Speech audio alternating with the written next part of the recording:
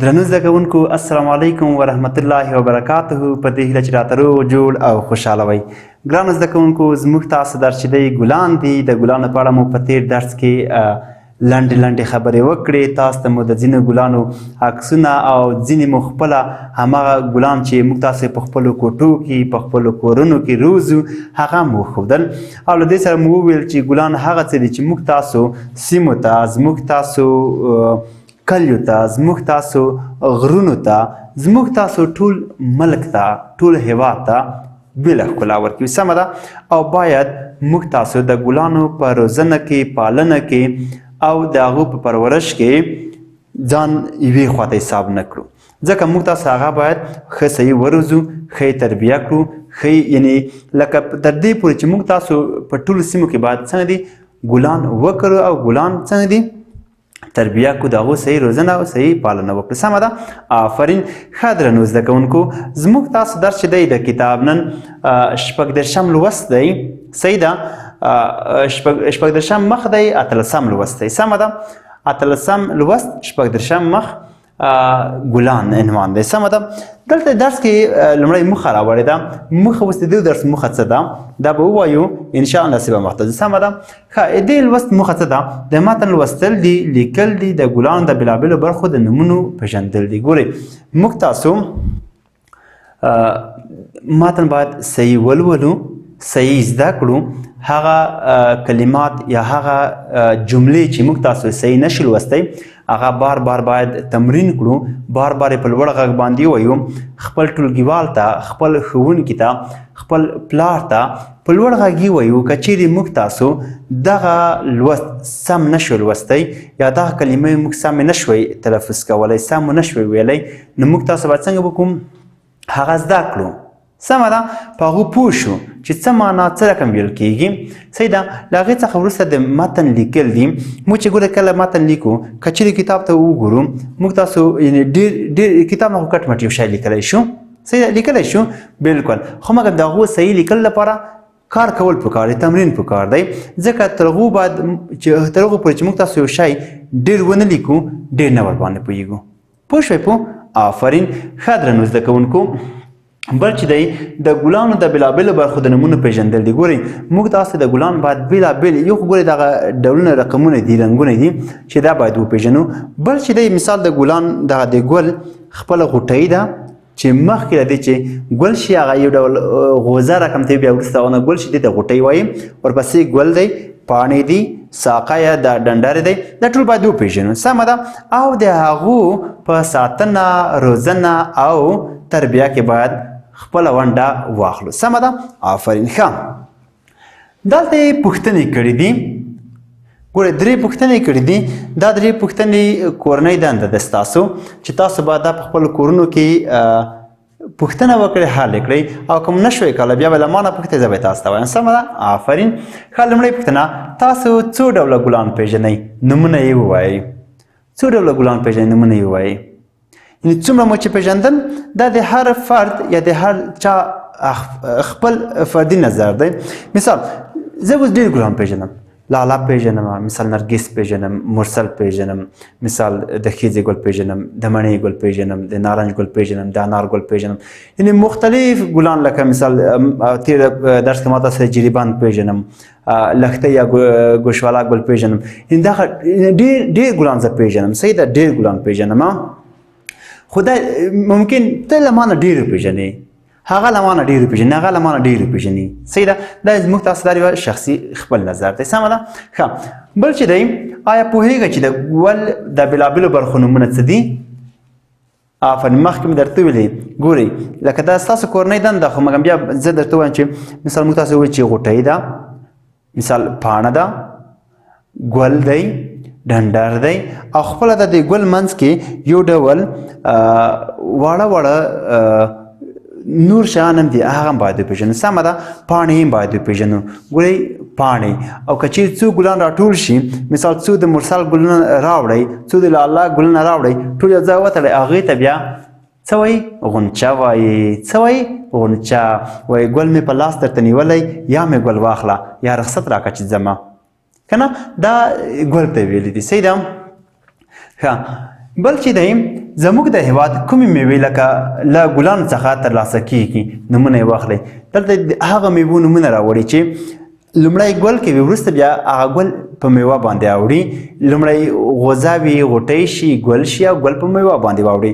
هغه کومې میوې دي چې موږ تاسو په ملک کې دغه رقم ته لاس راځي هغه تاسو ښه پېژنئ. مثال مخکې مې درته وویل زردالو دی که نه، شفتالو دی، آلو دی، سرکۍ ده، نارنج دی، انار دی، چارمغز، یعنې ډېر شیان دي، ډېرې میوې دي چې موږ تاسو به هغه په خپل ځای باندې انشاءالله څنګه دي وایو. سمه ده.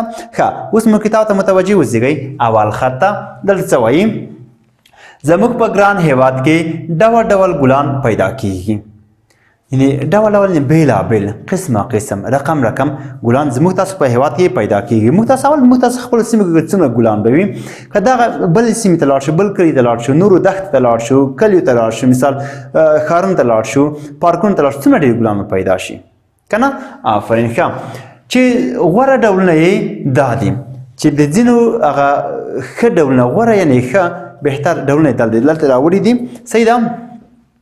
کشمالی یا کشمالی ورته وایي، یاسمین ورته وایي، شبو ورته وایي، نرګس ورته وایي، ګلاب ورته وایي، چنبیلی ورته وایي، فرشي ورته وایي، پتوني ورته وایي، داودي او داسې نور. ګورئ د څومره ګلان نومونه یې واخیستل. ګورئ کشمالی ګل و، یاسمین ګل و، شبو ګل و، نرګس ګل و، چنبلی ګل و، فرشي ګل و، پتوني ګل و، داودي ګل و. ګورئ او داسې نور، یعنې نور هم شته دي. ګورئ صحیح ده. دا موږ دلته تنها نومونه واخیستل خو ډېر نومونه نور ځکه که ټول راوړو کتاب ټول صفحه به د ګلان د نومونو څخه ډکه شي بیا به هم کم وي. ګورئ زموږ تاسو ډېر غني هیواد دی. داسې هیواد دی چې هر څه لري خو مګم د هغو روزنه او پالنه ډېره مهمه خبره ده. سمه ده. آفرین. ښه راشئ درس ته مو چې زموږ هیوادوال یې په بڼونو، چمنونو او کورونو کې د ښایست او د هوا د سمسورتیا لپاره کري او روزنه یې کوي.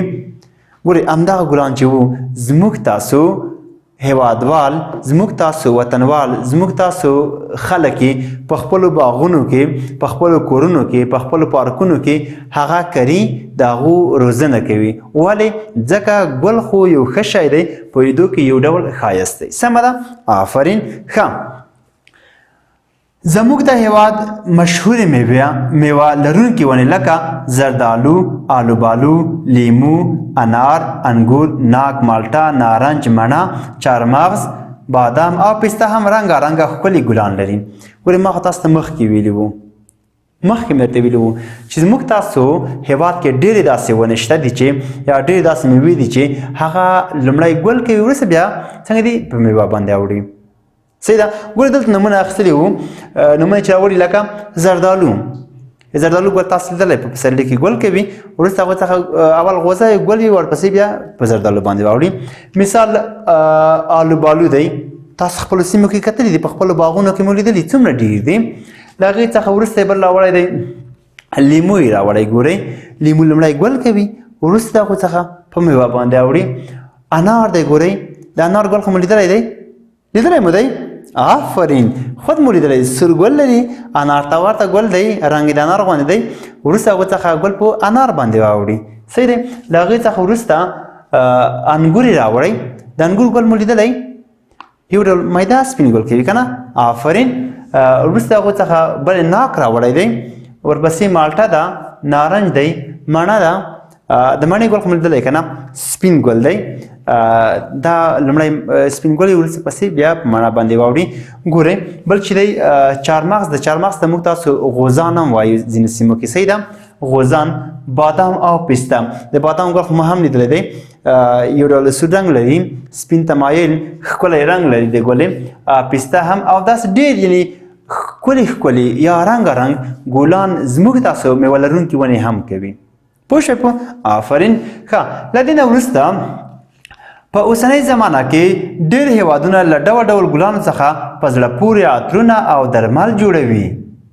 ګورئ نه یوازې ګل د ښکلا دپاره، نه یوازې ګل زموږ تاسو د سیمې د سمسورتیا لپاره، نه یوازې ګل زموږ تاسو د روح د ارامتیا لپاره استفاده کیږي، بلکې ګلان ګورئ عطرونه ترې جوړیږي.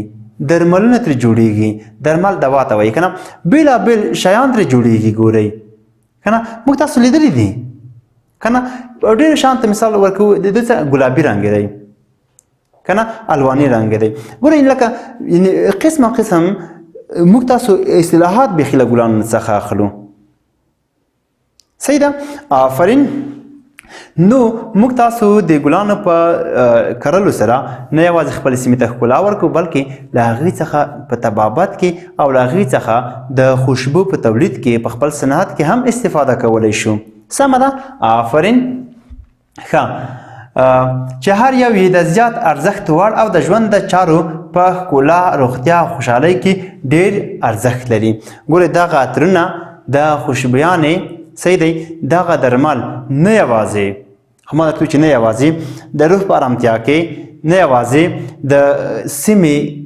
او د دو منطقې په ښکلا کې رول لري بلکې هغه زموږ تاسو لپاره د ژوند په مختلفو برخو کې ډېر لوی ارزښت لري پوه شوئ نو موږ تاسو باید په خپلو سیمو کې ګلان وکرو د ګلانو روزنه وکړو د هغو ساتنه وکړو هغه شنه کړو هغه دې ته پرېنږدو چې خراب شي رانه هغوی ته په خپل وخت اوبه ورکړو سمه ده ښه درنو زده کوونکو یو وار درس زه له مخه درته وایم تاسو ټول متوجه ورته اوسېږئ د کتاب شپږ دېرشم مخ ښه زده کړه وروسته له هغوی څخه به څنګه کوئ بیا تاسو هم زده کوئ سمه ده آفرین چې ما ولوست له مانه به وروسته تاسو لولئ آفرین ښه زموږ په ګران هېواد کې ډول ډول ګلان پیدا کیږي چې غوره ډولونه یې دا دي کشمالي یاسمین شبو نرګس ګلاب چنبلي فرشي پتني داودي او داسې نور چې زموږ هېوادوال یې په بڼونو چمنونو او کورونو کې د ښایست او د هوا د سمسورتیا لپاره کري او روزنه یې کوي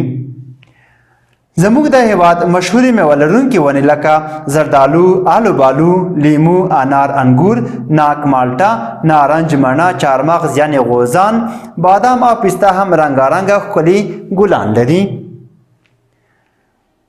په اوسنۍ زمانه کې ډېر هېوادونه له ډول ډول ګلانو څخه په زړه پورې عطرونه او درمل جوړوي چې هر یو یې د زیات ارزښت وړ او د ژوند د چارو په ښکلا روغتیا او خوشحالۍ کې ډېر ارزښت لري پوه شوئ آفرین درنو زده کوونکو ښه ګرانو زده کوونکو ستاسو کورنۍ دنده د دغو لوست لیکل صحیح ده دو ګلانو د نومونو پیژندل او د سختو لغتونو په خپل کتاب کې په نښه کول کتابچو کې لیکل زه به هغو ته بیا جملې جوړم سمه ده معنا کوو به یې مخ ته به ځو تر بیا هم په خدای سپارم ښې چارې